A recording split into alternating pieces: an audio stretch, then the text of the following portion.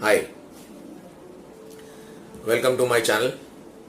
First of all, I would like to thank all my viewers and thank you for watching all my past videos, for your comments, for your request.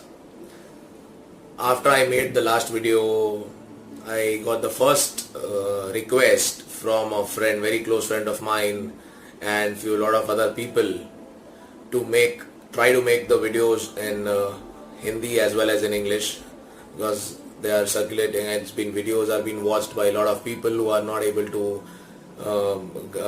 get my information in English. So this video I'm going to talk in Hindi and English, both the languages. Thank you for your again reply. Now in this video we are going to talk about how to change the business after the lockdown. हमने 3 महीनों से lockdown देखा हुआ है. सारी की सारी दुनिया ये लॉकडाउन के अंदर सफर कर रही है. अब ये 3 महीनों बाद या 4 महीने बाद जब ये लॉकडाउन खुल रहा है, we all are into the process of thinking हम अपना बिजनेस कैसे स्टार्ट करें, कहाँ स्टार्ट करें, कहाँ से शुरू करें, कस्टमर्स कहाँ पर होंगे, कस्टमर्स आएंगे कैसे आएंगे, पुराने स्टॉक का क्या किया जाए, नया स्टॉक अगर बनाना है तो कैसे बनाएं, आगे कितने महीनों तक कस्टमर्स आएंगे, कितने आएंगे, कंपटीशन मार्केट क्या कर रहा है, कंपटीशन में लोग प्राइस रिडक्शन करके माल बेच देंगे, वर्कर्स सारे गांव चले गए, फैक्ट्री कैसे चलाएंगे. बहुत सारे ऐसे सवाल है जो लोगों से हम in a day to day talks we are been having talks with, बहुत सारी बातें कर रहे हैं हम लोग. So in this case I thought of making this video एक सोच के ऊपर. मेरे सारे वीडियोस साइकोलॉजी के ऊपर होते हैं. हर इंसान को अपनी सोच कैसी रखनी चाहिए. जो भी हम दिन भर में या जिंदगी में करते हैं, हर चीज एक सोच के ऊपर होती है. It's pure on your what you think, everything. So now let's start this video with 10 points, 10 thought process I can say. 10 ऐसी चीजें जिसे हमें बिलीव करके हमारे काम, बिजनेस, प्रोफेशन, हर चीज जैसे भी आप जो बोलो उसे हमें करना है अगर हमें आगे बढ़ना है. पुरानी चीजों को भूलकर आगे बढ़ना है और we want to looking at a growth. अगर ग्रोथ भी करना है तो ये पहला पॉइंट है, challenge is an opportunity. What do you understand from this? Every challenge what you face in your life, her challenge जो आप फेस करते हैं उससे आपको एक अपॉर्चुनिटी आती है. आपकी सोच को बदलिए और you start thinking every challenge is an opportunity. So now in this every challenge, like for example, ये 3 महीनों का लॉकडाउन था.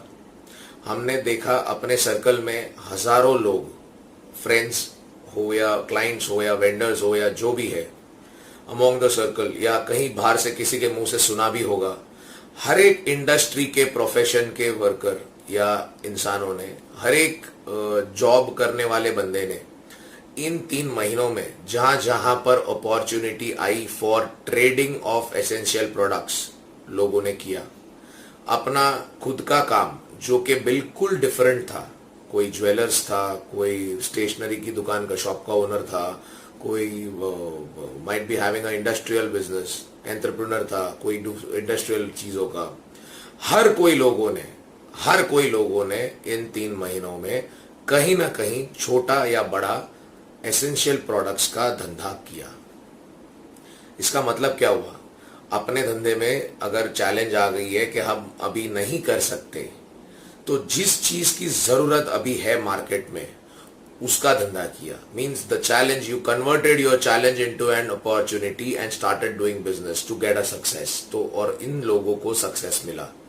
इसी तरह जब हम रूटीन अपने धंधे में कहीं ना कहीं कभी ना कभी जब भी अटक जाते हैं या कोई चैलेंज आती है कंपटीशन के माध्यम से या मार्केट प्राइसिंग के माध्यम से, क्वालिटी के माध्यम से, कहीं पर भी, एंड वी स्टार्ट थिंकिंग अरे अब क्या करूं, अभी तो बहुत बड़ी चैलेंज आ गई है। There are lot of people who try to run away from the challenge also, that is very wrong. जैसे इस प्रकार के समय में हमने चैलेंज को अपॉर्चुनिटी में बदला, वैसे ही रूटीन धंधे को भी हमें अपॉर्चुनिटी में बदलना चाहिए। जैसे अगर अभी लॉकडाउन खुलता है, आप सोचोगे मेरे पास पुराना स्टॉक, अगर हर जो कोई भी बिजनेस वाला है, मैन्युफैक्चरिंग वाला है, ट्रेडिंग वाला है, स्टॉक रखते हैं, आप सोचोगे उस प्रकार में कि मेरे पास इतना माल स्टॉक पड़ा हुआ है, उसका क्या करूं, रॉ मटेरियल इतना पड़ा हुआ है, उसका क्या करूं, कंपटीशन ने प्राइस डाउन कर दिया, उसका क्या करूं, डॉलर से मेरा परचेज अभी महंगा हो गया because there is a dollar inflation in India, dollar की वजह से प्राइस सारी चीजों की बढ़ रही है, तो अभी क्या करूं। तो ये और भी चैलेंजेस है जो हम आगे 4-6 महीनों में फेस करने वाले हैं। सबसे बड़ा चैलेंज हम फेस करने वाले हैं workers. Maximum amount of labours and workers have been going to their native place. जो भी माइग्रेंट्स थे, हर कोई मेट्रो सिटी से, बॉम्बे में या जहां पर भी आपकी फैक्ट्री में वर्कर्स थे, मैक्सिमम लोगों के वर्कर्स चले गए हैं अपने गांव। अब मैं क्या करूं। सो ये मल्टीपल चीजें आएगी। हर एक चैलेंज को अगर आप एक पकड़ के एक बुक पे अब लिखना चालू करते हैं, ये एक चैलेंज और उसके सामने उसकी क्या अपॉर्चुनिटी, मेरे को नई अपॉर्चुनिटी मिल रही है।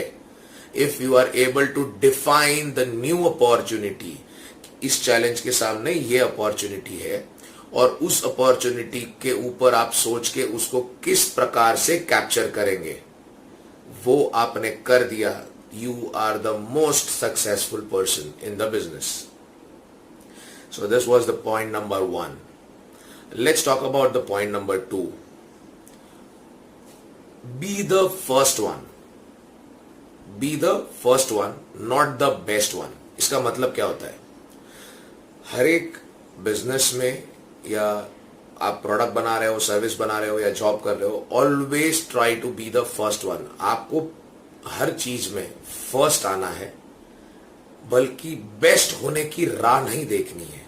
You don't have to wait to launch a product और to launch a service for being the best. मतलब हर कोई एक प्रोडक्ट आप अगर लॉन्च करना चाहोगे और आप सोचोगे कि ये प्रोडक्ट मैं एक इन्वेंट कर रहा हूं और ये 100% परफेक्ट हो जाएगा, उसके बाद ही मैं लॉन्च करूंगा। अब ये सोच वाले लोग जो है वो क्या करेंगे, एक प्रोडक्ट बनाया, वो रिसर्च करेंगे और रिसर्च करते ही रहेंगे जब तक वो प्रोडक्ट बेस्ट ना हो जाए। इसमें ये चांसेस बहुत बार हो सकते हैं कि किसी और ने आके वो प्रोडक्ट, वो स्पेस ले ली, वो प्रोडक्ट लॉन्च कर दिया मार्केट में। अब साइकोलॉजिकली ये दुनिया का दस्तूर है कि जो भी इंसान ने पहले प्रोडक्ट लॉन्च किया, वो लोग उन्हें पहले जानेंगे कि he was the first one two launch this product, ये कंपनी ने, ये ब्रांड ने ये प्रोडक्ट लाया था। उसके बाद आप कितना भी अच्छा प्रोडक्ट लॉन्च करोगे, ऐसा नहीं बोल रहा हूं कि आपको सेल नहीं मिलेगा या आपका प्रोडक्ट नहीं बिकेगा, but a first mover will always be known as a first mover. इस कंपनी ने शुरू किया था। So always try to be the first. आप पहले अगर ये प्रोडक्ट लॉन्च करते हो, उसके बाद instead of spending more time on research करना है। इसका मतलब जरूरी नहीं कि रिसर्च नहीं करना है, बट एक लेवल तक आपने रिसर्च किया और आपने ये प्रोडक्ट मार्केट में डाला। अब उसके बाद क्या होगा, you will get automatically lot of reply, feedback from the customers. Market से फीडबैक आना चालू हो जाएगा। जैसे वो मार्केट से फीडबैक आता है, that means that's a real feedback, और उस प्रकार से आप अपने प्रोडक्ट और सर्विस में चेंजेस कर सकते हैं। You can modify your product, you can improve your product, you can change your product depending on the market requirement. और आपका नाम और भी बेहतर होगा क्योंकि आपने मार्केट से फीडबैक लिया, तो उसके सामने आपने इंप्लीमेंट करके, चेंज करके, इंप्रूव करके वो प्रोडक्ट दिया।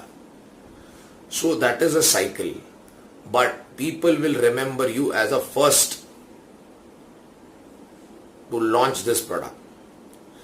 हमने बहुत सारे ऐसे केस देखे होंगे, आपने बहुत सारे ऐसे वीडियोस है यूट्यूब पे, आप देख सकते हो, जैसे अमेजॉन है, फ्लिपकार्ट है, अलीबाबा है, गूगल है, जस्ट डायल इंडिया के अंदर है। कैसे शुरू किया था वो लोग ने कुछ सोच के शुरू किया था कि आज वो जिस जगह पर बैठे हैं वो डे वन से वैसे ही रेडी करके आए? नहीं, they started as a small with and keep on changing and improving themselves. So but why they are known? आज वो known क्यों है, किस प्रकार से उन्होंने उसके फील्ड, उसके स्पेस में, उसके कैटेगरी में they are the first one, वो पहले हैं ऐसे जो ये चीज को लाए। इसके लिए उनका नाम फेमस हुआ, पब्लिक ने एक्सेप्ट किया कि yes these are the first one. अब उनके जैसे बहुत सारे चीज already there are people in the market, बहुत सारे ऐसे अलग ब्रांड्स है, कंपटीशन है, सब कुछ है, बट हम आज भी सबसे पहले उनका नाम क्यों लेते हैं? Because they are known. So try to be the first one, don't wait to be the best one. This is the point number 2. Let's talk about the point number 3. This is a interesting point, I guess ये सबको अच्छा लगेगा and हर किसी के मन में ये चीज सवाल होता है.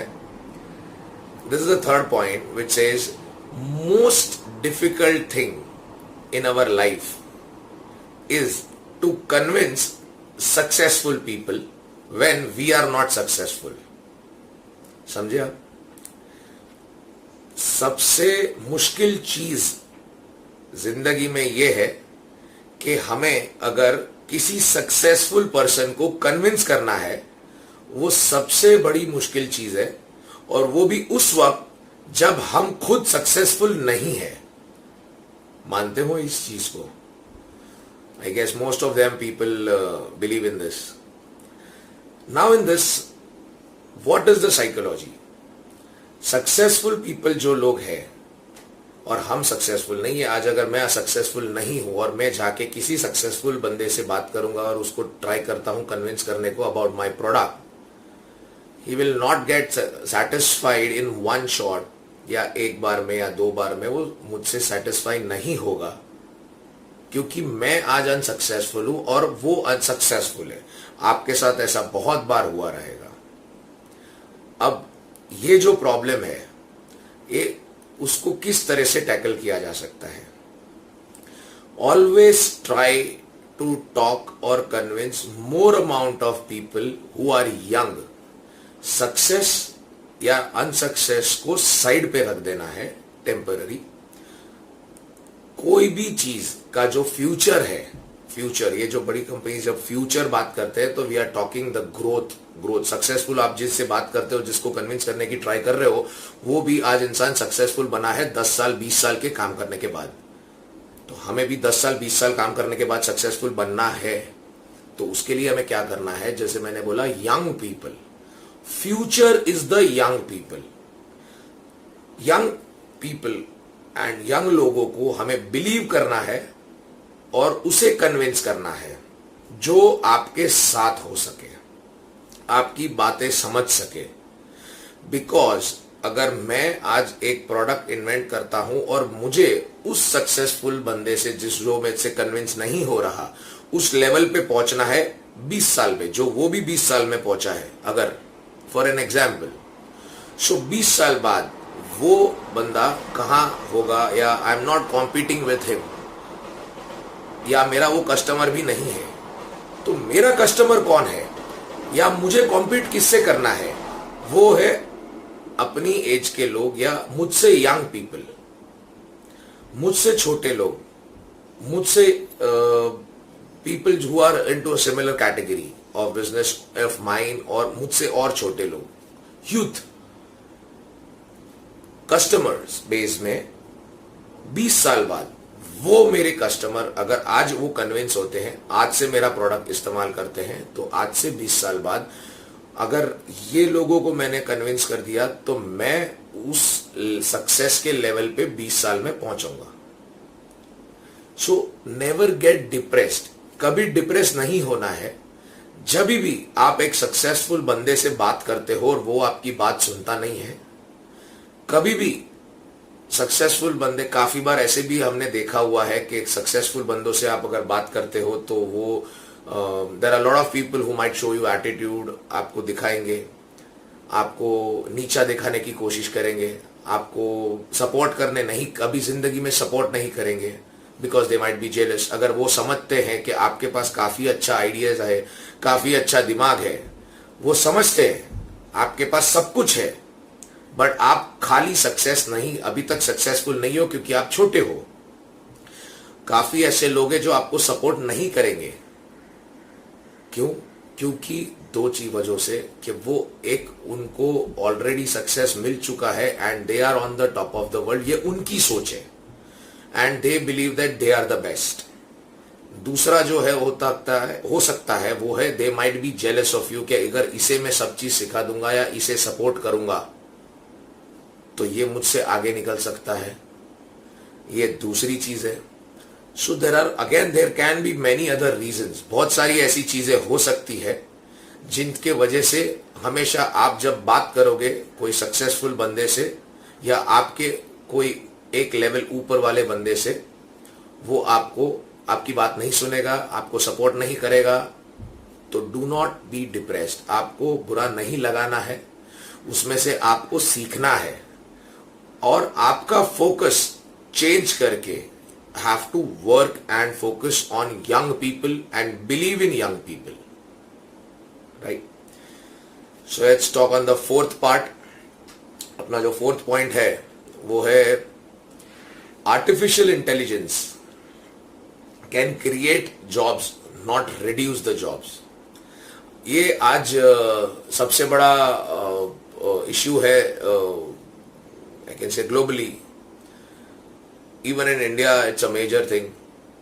लोग बोलते हैं आर्टिफिशियल इंटेलिजेंस, ऑटोमाइजेशन जिसको बोला जाता है, उस तरीके से भी आप बोल सकते हो।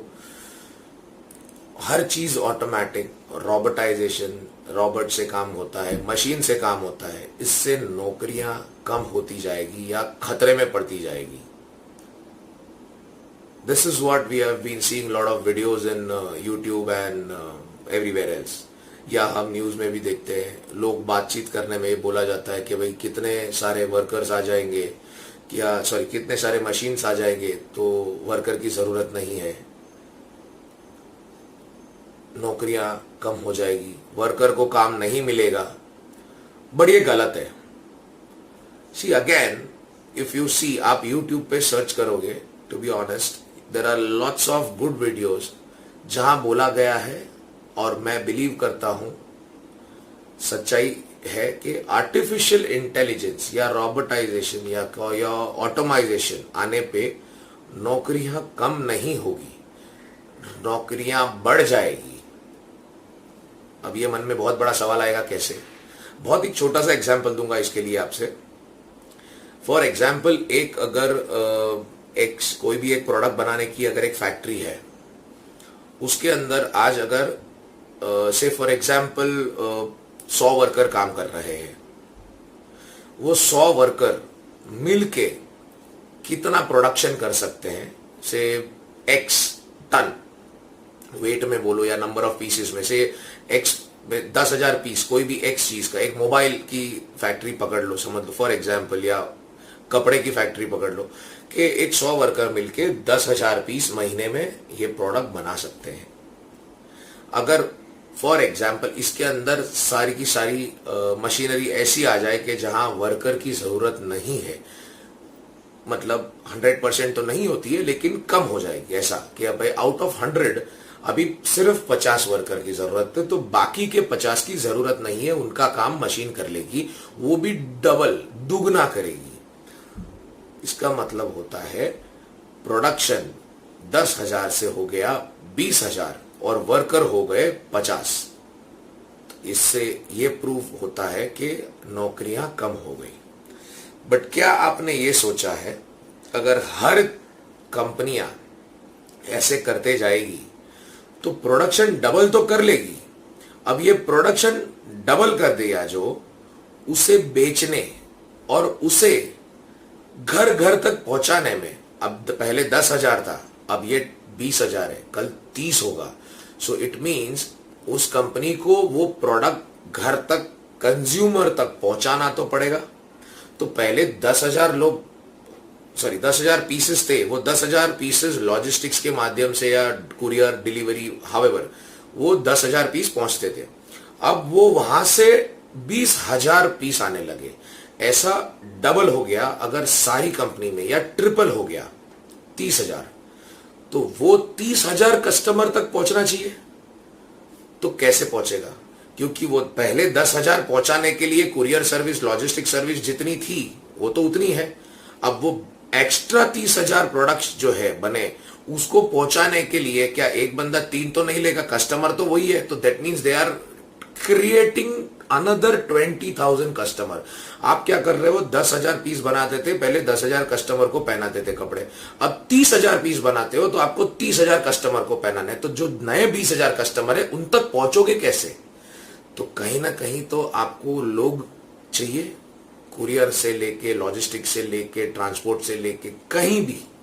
दैट मीन्स अगर आपने 50 वर्कर कम किए तो 200 वर्कर की जरूरत नहीं पड़ी लॉजिस्टिक्स में, ट्रांसपोर्ट में। सो इनडायरेक्टली आर्टिफिशियल इंटेलिजेंस या ऑटोमाइजेशन अगर होता है इंडिया या कहीं पर भी, so in that you are not reducing the job in the economy, you are increasing the job in the economy।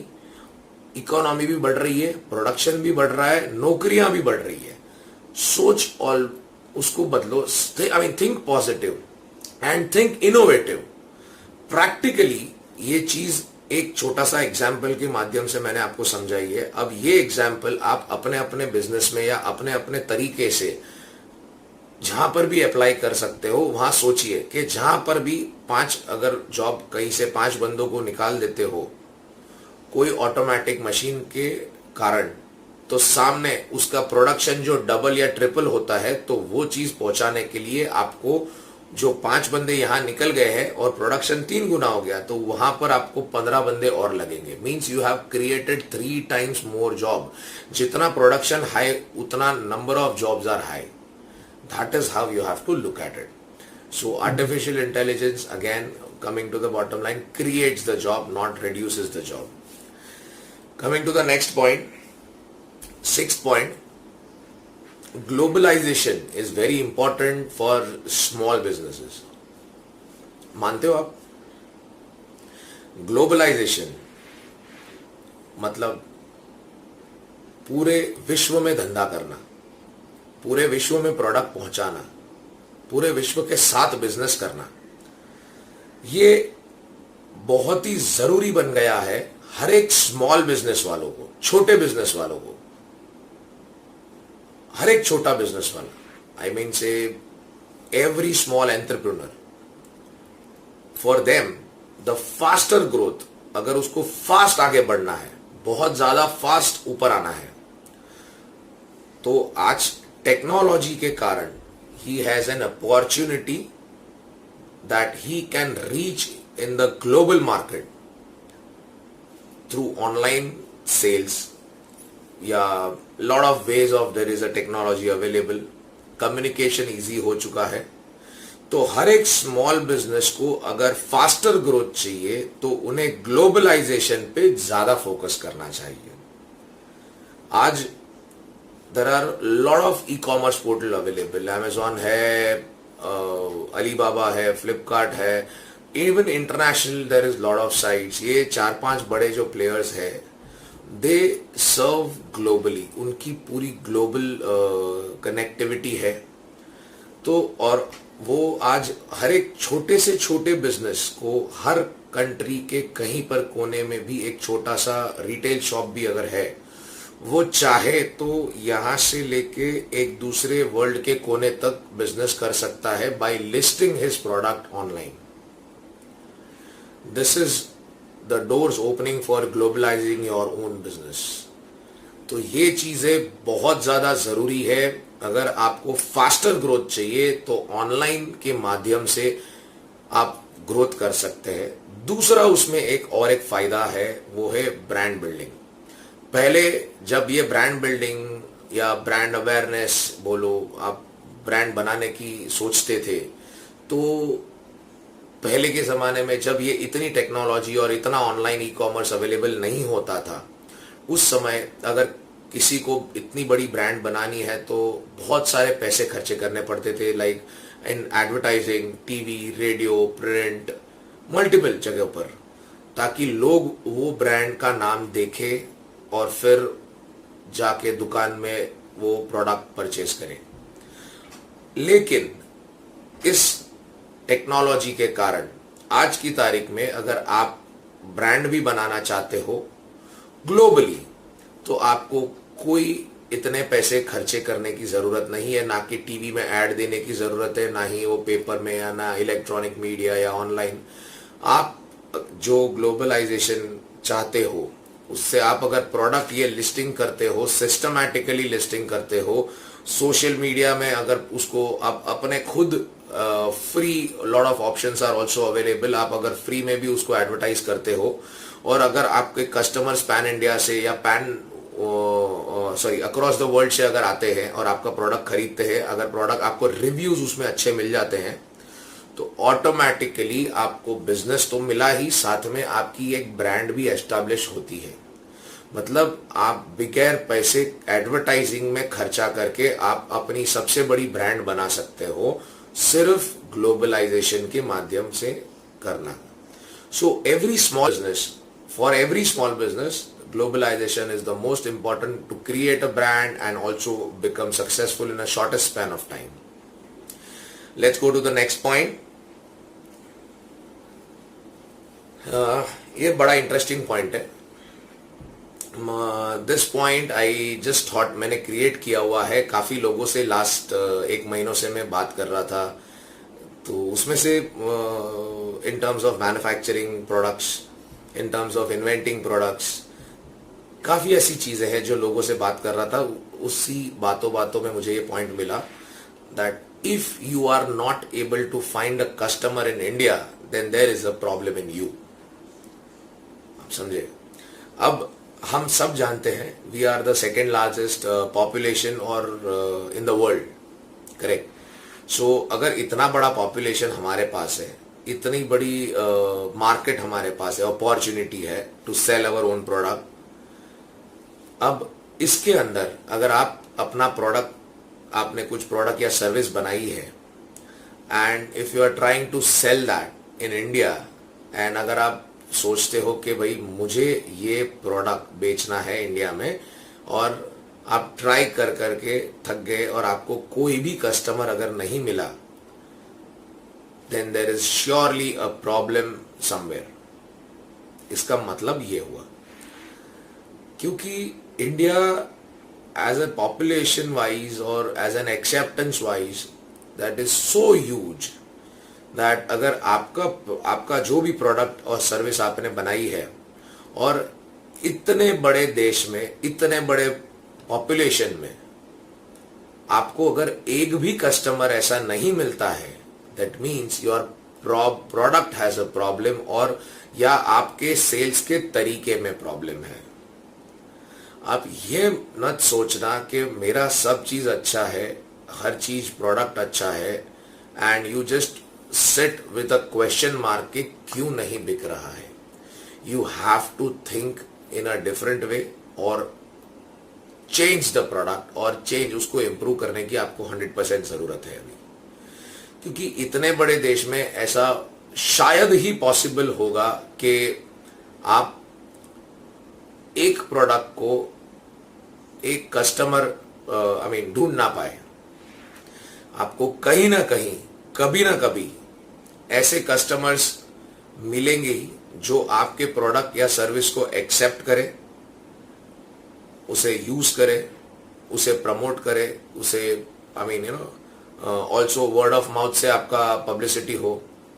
कहीं ना कहीं कोई तरीके से ऐसा इंडिया के अंदर I have not seen any business which is saying that 100% मुझे मेरा business market scenario is bad so I am not able to sell. कितना भी मार्केट खराब है, हम ये मार्केट को दोष देते हैं, हम लोगों को दोष देते हैं, मार्केट खराब है, कंपटीशन खराब है, या दूसरों को जो दोष देते हैं हम हमारा बिजनेस ना होने के कारण, वो बहुत ही गलत है। क्योंकि कितना भी कंपटीशन हो, कितना भी मार्केट खराब हो, कितना भी इकोनॉमी डाउन हो, हर एक इंसान कहीं ना कहीं अपना, अगर प्रोडक्ट आपने खुद बनाया है and if you are confident about the product, then you have a market. आप अपना मार्केट खुद क्रिएट करके या बना ही लेते हैं। तो ये चीज पॉसिबल नहीं है, मुमकिन नहीं है कि आपको जीरो मार्केट शेयर मिले। अगर वैसा है, then you got to seriously think on your product और a service and not blame the competition, या दूसरों को ब्लेम नहीं करना है कि उनकी वजह से मेरा प्रोडक्ट नहीं चल रहा है। ऐसा नहीं हो सकता। ठीक है, सो लेट्स गो ना next point. This is interesting point again, this is the 8th point we'll be discussing. पैसे, point is money. School or education institute does not teach money. क्या समझे आप? ये जो पॉइंट है, ये जो टॉपिक है, ये मेरे को, I was listening to one of the businessman, a very rich businessman from US. उसके वीडियोस देख रहा था, उसकी बुक्स पढ़ रहा था। सो उसमें से ये एक पॉइंट मैंने, I felt to share with you, मुझे अच्छा लगा। एक पॉइंट देखा था मैंने जो आपसे शेयर कर रहा हूं। Schools don't teach money. इसका मतलब होता है कि हम जब बच्चे स्कूल में पढ़ते हैं, हमें हर चीज सिखाई जाती है। कभी भी धंधा करना या पैसे कमाना नहीं सिखाया जाता, मानते हैं। So when it is not been taught, जैसे इसके लिए एक बहुत ही बढ़िया एग्जाम्पल दिया था एक बुक में। फॉर एग्जाम्पल, एक स्कूल में एक बच्चा जाता है, वो हर चीज पढ़ लेता है, हर चीज। अब वो अपने पिताजी से जाके कहता है कि मुझे, कुछ भी डिमांड होती है उसकी कि भाई मुझे ये चाहिए, वो चाहिए। And his father is basically एक, वो कोई कंपनी में जॉब करते हुए मिलते हैं, तो वो जॉब करने वाले फादर होते हैं। तो वो जब बच्चा अपने बाप को बोलता है कि भाई मुझे वो चाहिए, वो चाहिए, तो पिताजी पूछते हैं कि भाई क्यों चाहिए तुम्हें? तो बोले मेरे फ्रेंड ने लिया हुआ है। तो पिताजी ने वही उसको, बेटे को बोला कि भाई एक काम करो, वो जो तुम्हारे फ्रेंड ने तुमको जो दिया गया है ना, वो चाहिए तो उसके फादर से जाके आप बात करो, कि उसके फादर से, फ्रेंड के फादर से, because his father was a entrepreneur and his father is a employ. अब ये तो कोई बहुत बड़ी बात नहीं हुई, this is a very common thing. Problem कहाँ है इसमें? जब ये स्कूल से पढ़कर, I mean you know, after the education when this is over, जब ये बच्चे ने पिताजी को बोला कि मुझे अब ये पैसे कमाना सीखना है क्योंकि आप मुझे चीजें नहीं ले, I want to learn my own self how to earn money. तो तब उसके पिताजी ने उसको बोला कि भाई तू पैसे कमाना उधर जाके सीख के आ, वो फ्रेंड के फादर के पास, who was a entrepreneur again. So again this guy, when दूसरी बार जब ये गया, तो उसके फ्रेंड के फादर ने, जो एक एंटरप्रेन्योर था, उन्होंने बच्चे को बोला ठीक है भैया, आप बेटा आप कल से काम पे आ जाना उसकी ऑफिस में। अब जब वो उसकी ऑफिस में काम पे गया, तो उस बच्चे को सारा ऐसा काम दिया गया जो वो नहीं करना चाहता था, जैसे एक टेबल साफ करना, चाय लेके आना, पेपर का प्रिंट आउट निकालना, वगैरह वगैरह। एंड ऑफ द डे उसको कोई भी सैलरी या पगार नहीं दिया गया। अब वो सोच में पड़ गया कि मुझे पैसे तो मिल नहीं रहे हैं, I am not able to get any money, पैसे मिल ही नहीं रहे, तो इसका मतलब क्या हुआ? मुझे पैसे कमाना सीखना है कि मैं पैसे कैसे कमाऊं। अब ये दिन ब दिन बीतते गए, वो बच्चा काम करते गया और बाद में end of the day result is 0 in terms of money. तब वो बच्चे ने उसके बॉस यानी कि उसके दोस्त के पिता को पूछा कि भाई मैं तो आपसे पैसे कैसे कमाना सीखने आ रहा हूं, what is money, I am not able to learn what is money, learn money to earn money, वो मुझे आपने नहीं सिखाया है। तब वो एंटरप्रेन्योर यानी कि उसके पिताजी के दोस्त ने उसे जवाब दिया, बेटे जो इतने दिनों से आप कर रहे हो वो ही है पैसा कमाना। मतलब आप जो काम सीख रहे हो अब ये उसके अंदर आप करते करते एक्सपर्ट हो गए, तो इससे नेक्स्ट स्टेप का काम हो या कोई भी और काम हो, मतलब आप ये सीख रहे हो, काम सीखना and then earning the money. अगर मैं आपको पहले दिन पे आपकी तनख्वाह दे देता या आपको पैसे दे देता तो उसका मतलब ये होता कि आप मेरे एक एम्प्लॉय बन के रह जाते, आप जिंदगी भर ग्रोथ नहीं कर पाओगे, एंटरप्रेन्योर की सोच नहीं ला पाओगे। यानी the minute you think of money, instant एक एम्प्लॉय काम किया और उसे पैसा मिला तो वो उतना ही काम करेगा और उतना पैसा लिया और घर चला जाएगा। बट उसके पिता वो जो बॉस ने बच्चे को जो सिखाया था, had to become an entrepreneur in future.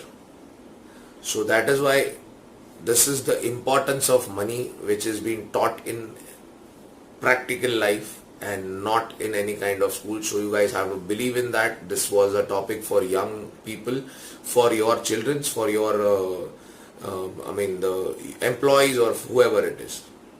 इसके अंदर और एक चीज है कि जब आपके पास अगर जिंदगी में ऐसा एम्प्लॉय मिल जाए जो एक एंटरप्रेन्योर की चाह रखता हो, he will get you a growth in the company and never an employee can get you a growth at that level. वो उतना ग्रोथ नहीं ला सकता जितना ये बंदा ला सकता है। So that's how the difference of employees and entrepreneur are. इससे ये कहा जाता है, the next topic is very much related to this, that is entrepreneur work for free and employees work for money.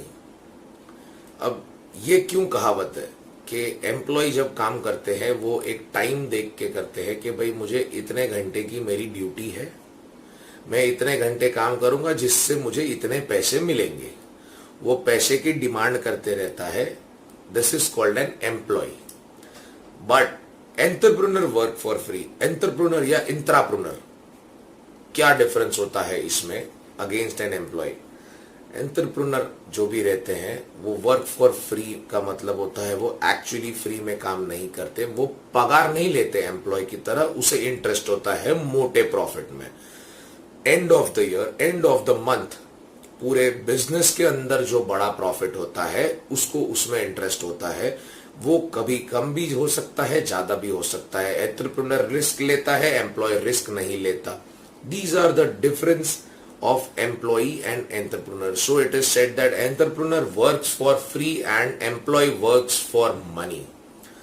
कहीं पर भी एक एम्प्लॉय जो होता है उसे कहीं ना कहीं छोटे से छोटा एक तो मन में सेटिस्फैक्शन होता है, दूसरा जो है वो रिस्क फैक्टर वो हमेशा एंटरप्रेन्योर के कंपैरिजन में कम लेके चलता है। There might be lot of reasons behind this, whatever उनके रीजन जो है वो सेल्फ एक्सप्लेनेशन के लिए हर एक एम्प्लॉय जो होगा वो एक रीजन देगा अपने आप को कि मुझे ये चीज आई एम सेटिस्फाइड, मुझे I need to support my family, I need to have my this, I need to have my that, मुझे ये सपोर्ट करना है, मुझे फिक्स सैलरी इसके लिए चाहिए, मैं रिस्क नहीं उठा सकता। There are multiple things where employ can always keep on thinking. And there is a difference in an entrepreneur, that entrepreneur will always take more amount of risk than compared with an employee. So this was the thing. And the last but not the least, अब ये employee जो है वो employee कहाँ I mean to say the working pattern where you go and learn as a career is every small company. If you are starting your career as a young person or if you are starting your career wherever, small companies, छोटी companies जो होती है वहां आपको जो सीखने मिलता है वो आपकी ड्रीम होनी चाहिए या ड्रीम होगी। लाइक फॉर एग्जाम्पल, अगर आपकी ड्रीम जो है वो अगर आपको सीखनी है तो आपको हमेशा एक छोटी कंपनी में काम करना चाहिए जहां आपको सीखने मिले, सपोर्ट मिले, and you have a freedom to work. But the minute you think of always going in a larger platform and a larger company or an MNC, वहां पर आपको ड्रीम सीखने नहीं मिलेगी, वहां पर आपको प्रोसेस सीखने मिलेगा. So there are always a difference when you are starting your career at the initial age. It is always advisable to go with a smaller company to choose out of a free